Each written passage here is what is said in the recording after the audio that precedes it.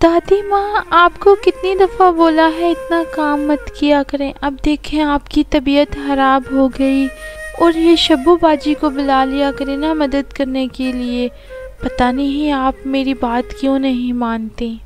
बेटा, मैंने सारी ज़िंदगी अपने काम खुद अपने हाथों से किए हैं, इसलिए मुझे अच्छा नहीं लगता अपने काम किसी से करवाना।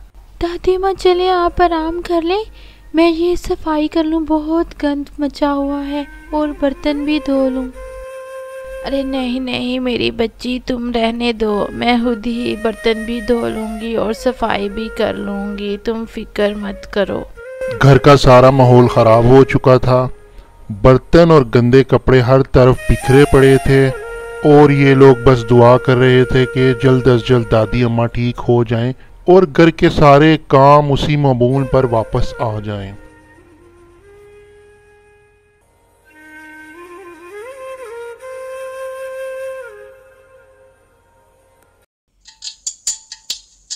अस्सलाम वालेकुम दादी अम्मा, हम लोग आ गए और खेतों से आप लोगों के लिए दादा अबू आमों की पेटी भी लेकर आए हैं। चलो जी, अल्लाह अल्लाह करके खेतों के सारे काम तो निपटा आया हूँ। फिलहाल दुआ करो कि तुम लोगों की दादी ठीक हो जाए, तब फिर घर का खाना खाएंगे और आराम से रहेंगे। लेकिन दादा अबू दादी अम्मा को वो खुशखबरी तो सुना दें जिसकी वजह से वो और भी खुश हो जाएंगी। और हाँ, मैं बताना तो भूल ही गया, खेतों में आज काश्तकारी के दौरान फीका आया था। बता रहा था कि साथ वाले गांव में तुम्हारी बहन, उसकी बहू और उसका शोहर आज आ रहे हैं। हो सकता है कि सुबह सवेरे वो यहाँ पहुँच जाएं। दादा अबू की खुशखबरी सुनकर दादी अम्मा तो बहुत खुश हुई। हाँ, अलबत्ता बिल्लू और बानो बहुत अफसरदा हो गए।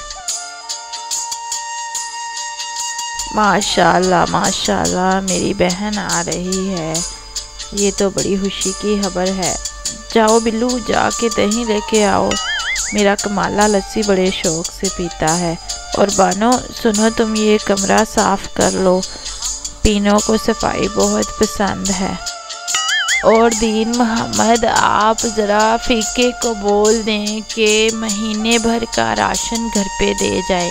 पूरे 3 महीने और 25 दिन के बाद मेरी बहन घर पे आ रही है।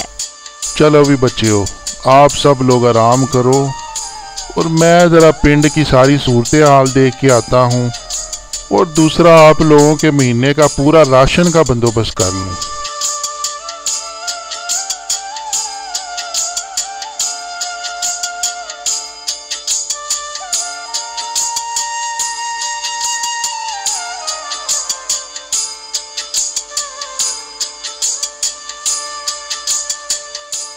चलो जी, दादी के मेके की खिदमतें शुरू।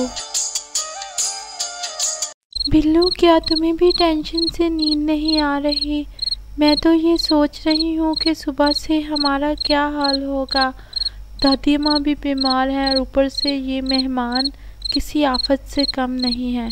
तुम्हें याद है 3 महीने पहले जब ये लोग आए थे तो क्या धमाल चौकड़ी मच गई थी। हाँ हाँ, मुझे याद है, पिछले चक्कर में जब ये लोग आए थे तो वो सफ़ेद बैल जो हम लोगों ने पाला हुआ था वो चोर ले उड़ा। चाचे कमाले ने बाड़े में उसको बंद ही नहीं किया और चोर बैल ले उड़ा, जिसका आज तक पता न चल सका।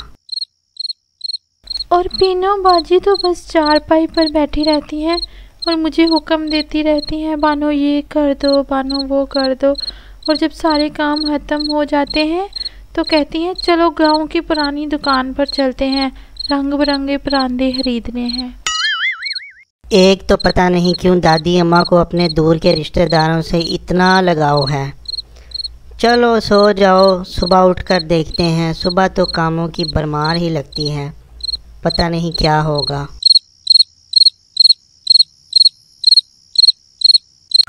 वो एक हरे दुपट्टे वाली बहन जी जा रही है, इसी से रास्ता पूछता हूँ।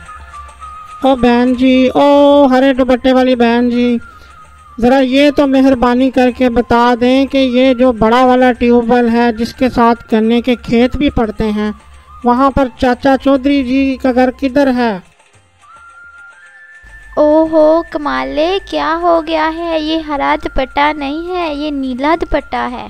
और तू तो चुप कर जा, सारे रंग एक ही होते हैं, हरा क्या और नीला क्या, एक ही बात है सारी।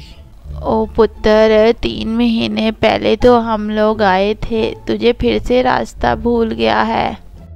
वैसे भाई साहब बुरा ना मनाइएगा, आप लोग हर 2 महीने बाद तो आ गए होते हैं यहाँ पे और फिर से आपको रास्ता ढूंढना पड़ता है। जाएं जाएं, ये सीधे हाथ से मुड़ के बाएं हाथ मुड़ जाना, बड़े ट्यूबवेल के साथ ही अम्मा जनते का घर है। ओ पैंट जी, रास्ता मुझे पता था, वैसे बंदा इन्फॉर्मेशन के लिए पूछ लेता है।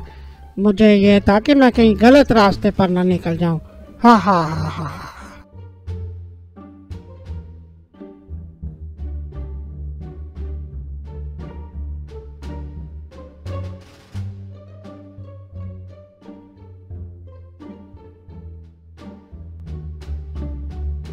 और पीनो, अब तो खुशी से तुझे झूम उठना चाहिए, तेरे आराम के दिन शुरू होने वाले हैं। अब भी खाला जी के घर आए हैं, 1 महीने से कम तो हम रुके ही नहीं।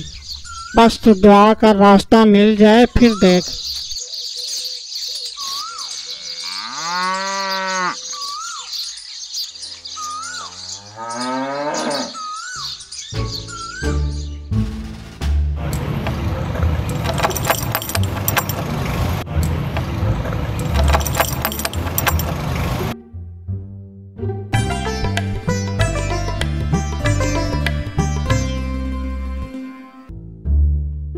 अस्सलामुअलैकुम खाला जी।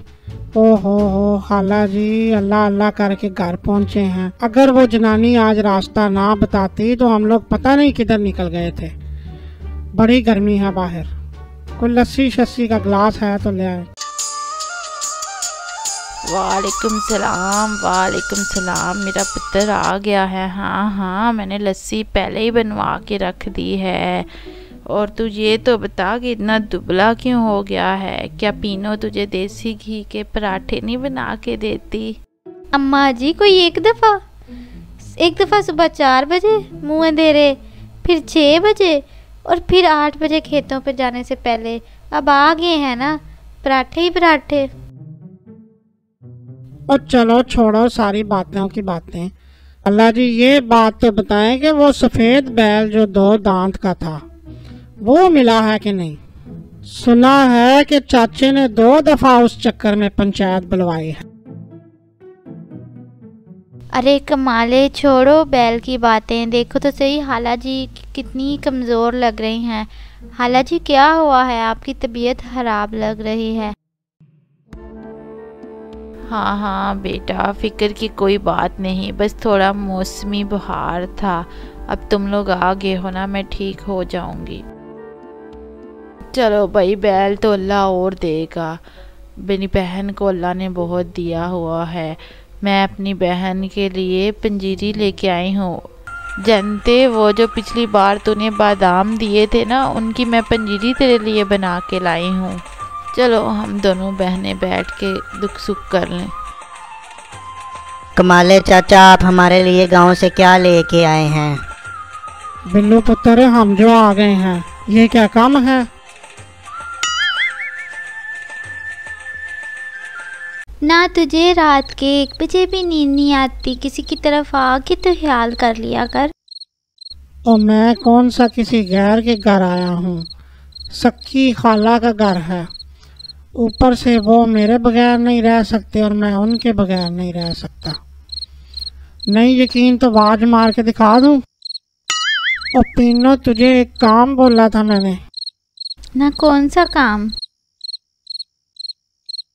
और बानो पुत्र, जरा तू कानों पे हाथ तो रख। शाबाश है, रख रही है हाथ। 4 घंटे में बेहतरीन पाए बन जाएंगे। खाला को बोल पाए चढ़ा दे।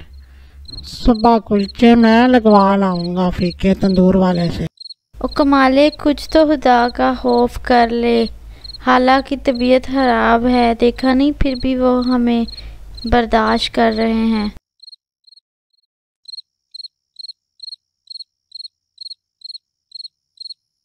हो, ये तो मैंने सोचा ही नहीं था। फिर तो हमें खाला की खिदमत करनी चाहिए। चल फिर मैं खुद सुबह जाके सब के लिए खाने का बंदोबस्त करता हूँ। और मुझे एक काम भी है, वो तुझे बाद में बताऊँगा।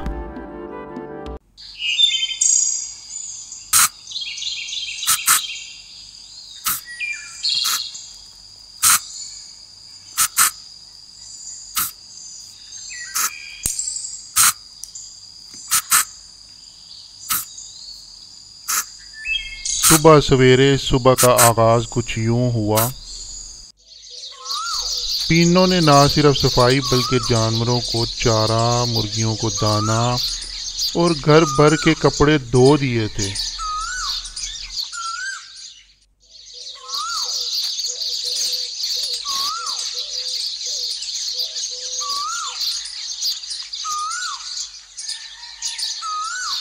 नाश्ता बनाकर सबके इंतज़ार में बैठी थी। बानो और बिल्लू जब सोकर नीचे सहन पर पहुंचे, क्या देखते हैं कि सहन बिल्कुल साफ सुथरा था।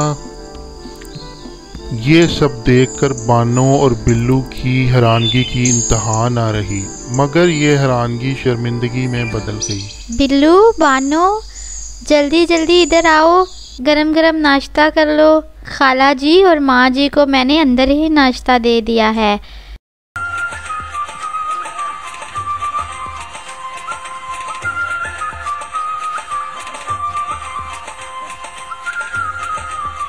तुम लोग रोज़ इस वक्त उठते हो क्या? कल से सुबह जल्दी उठना और नाश्ता मैं करवाऊंगी और सारे घर की सफाई मैंने कर दी है। आप लोग फिक्र ना करें, जब तक खाला जान ठीक नहीं हो जाती सारे काम मैं करूंगी। और चाचा जी, कमाला तो सुबह सुबह ही लकड़ियां लेने चला गया था और आपको भी काम करने की फिक्र नहीं है, हम लोग सब संभाल लेंगे। सारा घर मिलकर नाश्ता करने में मसरूफ़ हो गया। सब बहुत खुश भी थे। इतने में बाहर दरवाजे की कुंडी खड़की और कमाले की आवाज़ आई। चाचे, ओ चाचे, ज़रा बाहर तो आ। चाचा बाहर को निकला और दरवाज़ा खोलकर कमाले को देखा, बल्कि सब लोग ही बाहर आ गए।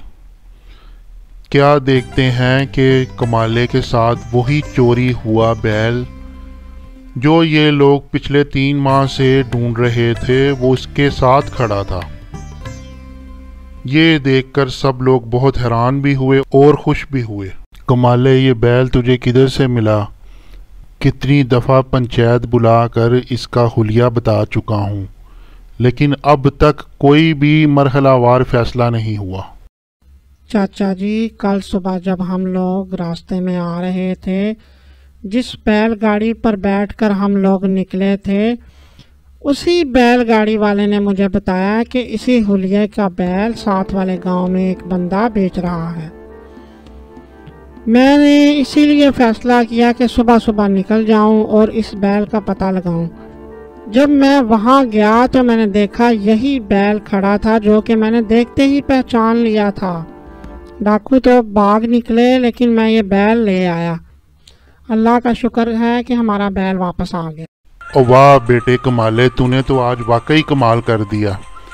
अब तुम लोग यहाँ 1 महीना नहीं बल्कि 2 महीने रुकोगे। पूछो क्यों? क्योंकि ईद कुर्बान आ रही है और यही बैल की हम लोग कुर्बानी करेंगे। हम लोगों ने यही नीयत की थी कि बड़ी ईद पर इसी कुर्बानी करेंगे और अल्लाह का शुक्र है कि यही बैल मिल गया।